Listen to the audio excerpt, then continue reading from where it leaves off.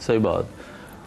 देखो अभी मोहसिन बात कर रहा था तो मुझे लगता है कि ऐसा लगता है कि मेरी बात कर रहा था, सारी एक एक अल्फाज मुझे अपने माजी याद दिला रहे थे जो पिछले साल पापा के साथ हुआ, कि उनके भी पूरी ज़िंदगी मैंने देखी, बड़ा हो गया, कभी मैंने उनको वीक नहीं देखा, हमेशा यूँ ही बैठे रहते थे कि मुझे कोई मसला नहीं है, तुम लोग रिलैक्स करो। अब कितने मसले देखे, कितने मसले हुए। एक बार उन्होंने मुझे बोला, मैं दूसरे घर में रहता था, उन्होंने बोला वजाहत यार आजकल मेरी तबीयत ठीक नहीं है, तुम शिफ्ट हो जाओ मेरे पास। बस इतनी बात बोली और मैं ज़िंदगी में पहली बार मैंने उनको वीक देखा। मैंने अपनी वाइफ से बोला कि हमें शिफ्ट होना चाहिए, उसने कहा हो जाते हैं। और 1-1.5 साल के बाद उनका इंतकाल हुआ, मेरी ही गोद में, मेरे ही साथ गए। अल्लाह ने मुझे ये नसीब किया कि मैं उनको लेके गया, आखिरी में उनका हाथ पकड़ा हुआ, मैंने वेंटिलेटर बंद करवाया और मैंने ही उनको सूरह रहमान और सारी जितनी आयतें पढ़ाई। लेकिन वो आखिर तक मुझे ये कह रहे थे कोई मसला नहीं है, रिलैक्स करो, ठीक हो जाऊंगा मैं। मतलब उनका अपना दर्द, वो ये भी नहीं बता रहे कि मैं दर्द में हूँ या नहीं हूँ। और मैं सिर्फ ये देख देख के वहाँ अंदर रो रहा था, जो कि मैं अंदर ही रो रहा था, बाहर आंखों में आंसू आना शुरू होते ही थे कि कोई नर्स आ जाती थी, जी जी कोई डॉक्टर आके कोई बिल थमा देता था, कोई नेक्स्ट प्रोसीजर बता देता तो यूँ करके साफ हो जाते थे। मैं सिर्फ ये देख के रोता था कि उनके जो इंट्यूबेशन हुई थी, ट्यूब मुंह में गई हुई थी, उससे तकलीफ उनको कितनी हो रही होगी। और उसकी तकलीफ देख के जो मैं रोना चाहता था वो भी नहीं रो पाया, और at the end of the day he died. उसके बाद एक नया सिलसिला, वही आपकी वाली बात मैं क्या रिपीट करूं, शुरू हो जाता है कि आप दफनाना है, लेके जाना है। अब वो 3 दिन तो ऐसे लगते हैं कि हमें समझ ही नहीं आता हुआ क्या। लेकिन आज तक, खुदा की कसम, आज तक वो क्लोजर नहीं मिला मुझे, नहीं मिला वो क्लोजर, नहीं मिला। कहीं मौका मिलता है तो जुम्मे की नमाज में जब मौलाना साहब, क्योंकि वो मौलाना उनके दोस्त थे, बहुत अच्छे दोस्त थे, तब वो नमाज में दुआ करते ना, तो वो मुझे पापा शबी नज़र आती है वहीं बैठे में पीछे से, तो वहाँ पे मैं हल्का सा आंसू बहा लेता हूँ, जिससे भी मुझे ये डर होता है कि बराबर वाला देखेगा तो क्या बोलेगा, डॉक्टर साहब आप रो रहे हैं, आप तो खुद नफ्सियाती डॉक्टर हैं। और ऐसा हुआ भी है, जहाँ रोना शुरू किया किसी ने आके यही बोला कि यार तुम क्यों रो रहे हो, तुम तो मर्द बनो, बड़े बेटे हो तुम तो बस कहानी ख़त्म हो जाए। तो क्या ग्रीफ की बात करती है यार आप। हम दूसरों को ग्रीफ दे सकते हैं, मर्द औरतों को ग्रीफ दे सकता है, तसल्ली दे सकता है, जेब में 1 रुपया ना हो लेकिन वो उसको तसल्ली दे सकता है, फिक्र ना कर मैं बैठा हूँ, फिक्र तू क्यों करती है, मैं बैठा हूँ ना, ले आऊँगा रात को राशन। अब वो बंदा बाहर निकलता है, उसको नहीं पता होता उसे किससे उधार लेना है, किससे जाके उसने बीमारी करनी है।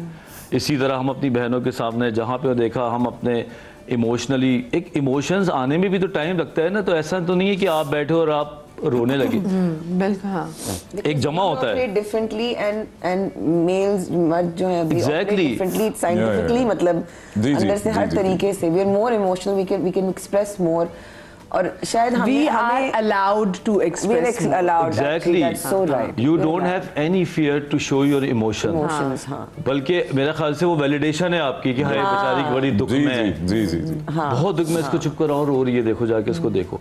हम लोग तो रो नहीं सकते क्योंकि हमें तो बहुत गिल्ट भी होने लगता है, हमें लोगों को भी देखना पड़ता है। और अभी ये बात कर रहा था, मेरे सारे इमोशंस स्ट्रांग हो गए थे, मैं दिल कर रहा था कि मैं रो, वो ब्रेक आ गया तो मैं चुप हो गया। लेकिन यकीन करें कि हम अपने ग्रीफ को कभी भी आज तक, ग्रीफ में पहले डिनाइल आता है कि ये कैसे हो गया, वो तो हो नहीं सकता था, फिर बार्गेनिंग आती है, फिर डिप्रेशन, और फिर कहीं जाके एक्सेप्टेंस आती है। हमारा तो डायरेक्ट एक्सेप्टेंस ही आ जाता है कि जनाब हमने तो कोई दुख को प्रोसेस ही नहीं किया।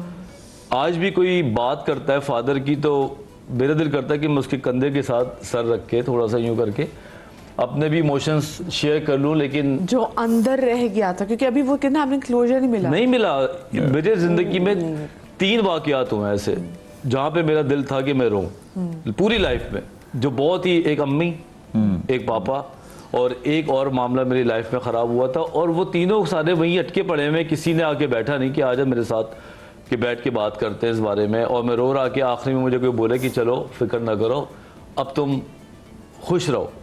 नहीं हो सका क्योंकि कोई सुनता ही नहीं, कोई समझता ही नहीं, क्योंकि देखिए वो जो नहीं आप रोए, इट्स स्टिल इनसाइड यू। अब ये क्या करेगा मदिया, जो ये इनसाइड बम है ना, ये आपके अंदर रहता है, फिर ये बीमारियां बना देता है मर्दों के अंदर। मर्दों में हार्ट अटैक होने के रुझान इसलिए ज़्यादा है कि वो अंदर रखता है, रखता जाता है और ऊपर से हंसता रहता है। तो ये बड़ा ख़तरनाक एक अमल है। यही मैंने रियलाइज़ किया पापा के साथ। आप मेरे अब्बा के बारे में किसी से पूछे, मेरे ससुराल का बहुत कम इंटरेक्शन रहा पापा से, इन लाहौर और हम यहाँ कराची में। पापा ऑफिस जा रहे हैं, लेकिन और उनका कम हो या ज़्यादा इंटरेक्शन, जब उनकी डेथ हुई तो हर कोई बोले मुस्कुराता हुआ चेहरा, मुस्कुराते थे। शमीम साहब ना हर वक्त मुस्कुराते रहते थे, उनका चेहरा ऐसा, उनको उन्होंने ये किया, उन्होंने हर वक्त हंसाते रहते थे, हर वक्त मुस्कुराते रहते थे। बंदे को 3 हार्ट अटैक हुए हैं, 2 बाईपास हुआ है, वो अपनी वो खामोश, जब उसको मौका मिले तो वो अपने कमरे में एकदम खामोश बैठ के वो टीवी सो कॉल देख रहे हैं, लेकिन वो टीवी देख नहीं रहे। अच्छा, मैं इसलिए कहती हूँ जब आपके घर में बंदे आते हैं ना, जब वापस आते हैं, एक तो अच्छा तरीके से ग्रीट क्या करें, फिर वो एक वो टाइम होता है वो सिर्फ टीवी देख रहे थे, उनको देखने देकर वो बहुत सारी चीजें अनवाइंड कर रहे होते हैं।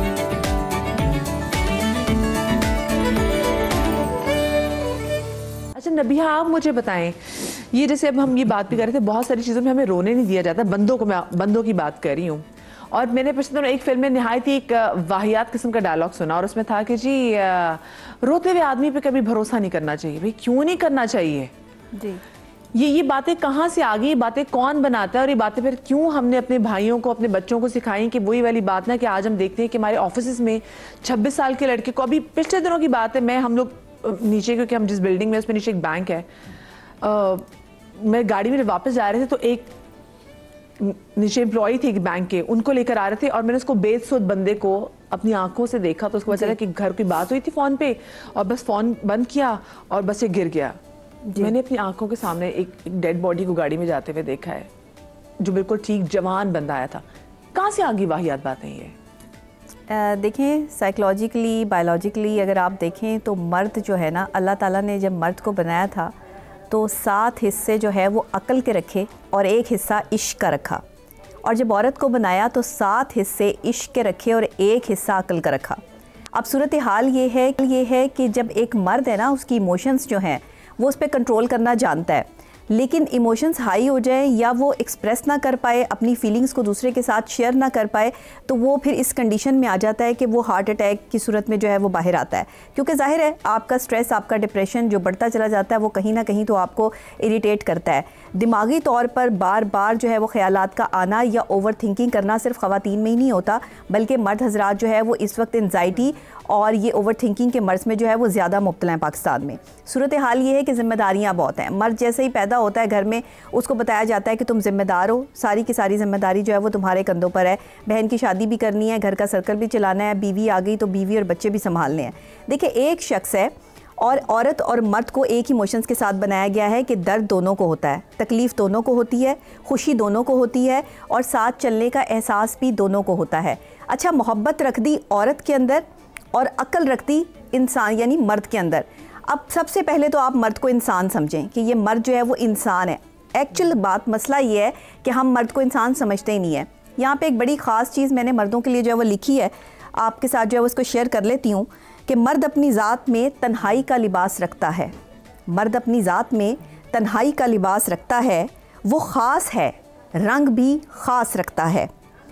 उसे खुशी की हाजत हो भी तो कैसे, उसे खुशी की हाजत हो भी तो कैसे, वो किसी की याद में अक्सर ख़ुद को उदास रखता है।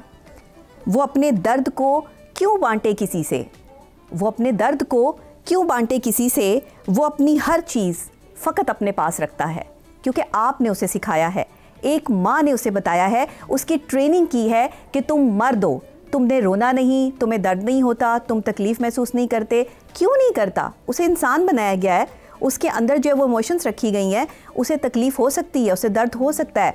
आप यकीन करें, जब मैंने पाकिस्तान में सबसे पहले मर्दों के हकूक़ की बात की, साइकोलॉजिकली जो है वो मैंने मर्दों के लिए जब वीडियोस बनाना शुरू की, तो ख़वातीन की तरफ से मुझे जो है वो थ्रेट्स भी आए। ख़वातीन ने जो है वो मुझे बहुत ज़्यादा जो है वो इरिटेट भी किया, मेरे ख़िलाफ़ साजिशें भी की, मेरे ख़िलाफ़ पोस्टें भी लगी, लेकिन मैंने इस अमल को रोका नहीं।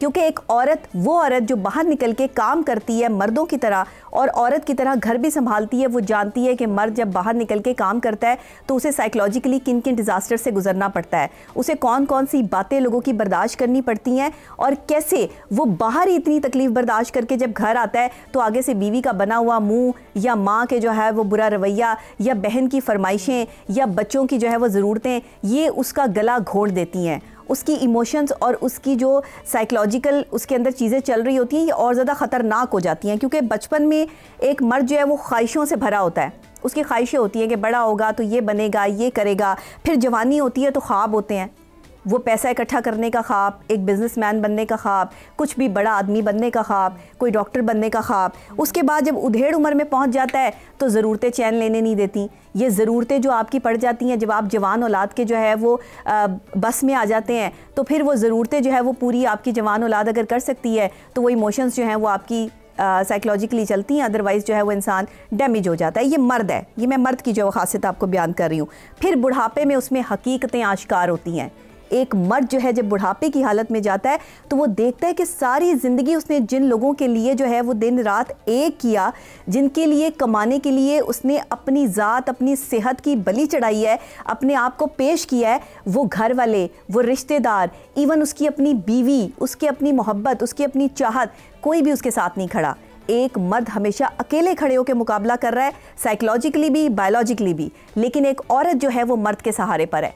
आपके पाकिस्तान में सबसे ज़्यादा मर्दों को डिनाई किया जाता है, मर्दों की जो है वो बात नहीं की जाती, मर्दों की जो है वो हकीकत बयान नहीं की जाती। मर्द की जहाँ बात आती है वहाँ पर जो है वो अगर कोई औरत बात कर रही है तो उसको क्रिटिसिज्म का शिकार किया जाता है। लेकिन बात यह है कि जिम्मेदारियाँ मर्द के हिस्से में नहीं आती। जिम्मेदारियाँ एक माँ समझा रही है कि मर्द के हिस्से में आ रही है, जिम्मेदार औरत भी उतनी ही है। अगर औरत मर्द का थोड़ा सा दर्द बांट ले, उसे सुनना शुरू कर दे, उसकी इमोशंस को समझना शुरू कर दे। देखिए, उसने अपने माँ बाप को भी खुश रखना है, उसने अपने दोस्त अहबाब को भी खुश रखना है, उसने अपनी बीवी को भी खुश रखना है। लेकिन बीवी रिलाई कर रही है सिर्फ अपने शौहर पे कि मैंने सिर्फ मर्द से जो है वो सब कुछ हासिल करना है। वो आपको अकोमोडेट भी कर रहा है, खिला भी रहा है, पिला भी रहा है, खुश भी रख रहा है। उसके बाद भी अगर औरत मर्द से खुश नहीं है और सारे का सारा ब्लेम जो है वो पाकिस्तान में मर्दों पे आ जाता है कि जी मर्द ही गलत है, तो मैं इसको नहीं मानती। क्योंकि मैं एक डॉक्टर होने के नाते, एक माहिर नफ्सियात होने के नाते समझती हूँ कि साइकोलॉजिकली आपने मर्दों को कमज़ोर कर रखा है। आपने मर्दों की जो एक विल पावर है उसको ख़त्म करके रख दिया औरतों ने। क्योंकि औरत ने ये समझने की कोशिश ही नहीं की कि मर्द घर का सरबराह है, मुहाफिज है, लेकिन वो इंसान भी है, उसकी इमोशंस भी हैं, उसके मामलात भी हैं। आप उसको थोड़ा स्पेस दें, उसको सुकून दें। जहाँ पर एक भाई जो है अगर खुदा ना खास्ता घर में कोई जो है वो मौत हो जाती है, वो अगर ये सारे मामलात या हालात देख रहा है तो एक बहन भी उठ के काम कर सकती है। औरतों को सिर्फ मैंने रोते हुए देखा है, इसके अलावा औरतें किसी काम में मशगूल नहीं होती, उन्हें सिर्फ एक ही काम होता है। इतनी इमोशंस, इतनी तकलीफ़, इतनी अजियत मर्द भी बर्दाश्त कर रहा होता है, लेकिन अपने अंदर हिम्मत और हौसला जो है वो बुलंद रखता है कि लोग क्या कहेंगे। सिर्फ इस जुमले की खातिर जो है वो मर्द बर्दाश्त कर रहा है कि लोग मुझे देखकर क्या कहेंगे। अगर मैं टूट गया या मेरे आंसू लोगों के सामने आ गए तो ये औरतें जो है वो मुझे जीने नहीं देंगी। वो फौरन तशबीह दे दी जाती है ना कि जी बंदे अगर रोते तो लो जी तुम कोई नामर्द हो, तुम कोई नामर्द हो जो तुम रो रहे हो। अरे भाई रोने का, वही मैंने बात की, मतलब हमारे रिलीजन में तो ऐसा है ही नहीं। वो तो मोहब्बत में भी जो है रसूल पाक नवासों की मोहब्बत में भी रोते थे, और वो वाक़े करबला जो भी रोनमा नहीं हुआ था, जो पैदा होते तब बताते हुए रो रहे हैं। तो मतलब, और रोना तो हयात है। आप जिंदगी में आते हैं, आपका बच्चा ना रोए, आप कैसे परेशान होते हैं? तो रोना तो हयात चीज़ है। और दूसरी बात है, वैसे अपने आसपास देखिए, कभी जब ईद वारी आती ना, आगे रमजान आएगा, बीवी के कपड़े बनने होंगे, बच्चों के कपड़े बनने होंगे। कितने बंदों को देखा ईद पे अपने नए जोड़े बनाते हैं, शॉपिंग नहीं करते। नहीं हम पहन लेंगे, वापस पड़े हुए। अभी मैं हम पड़े हुए सफेद कुर्ता पहनूंगा, वो उसको वैसे शौक नहीं होता कि पुराने कपड़े पहने, उसको पता होता है आगे घर चलाना है, उसके पास और बड़ी जिम्मेदारी होती है।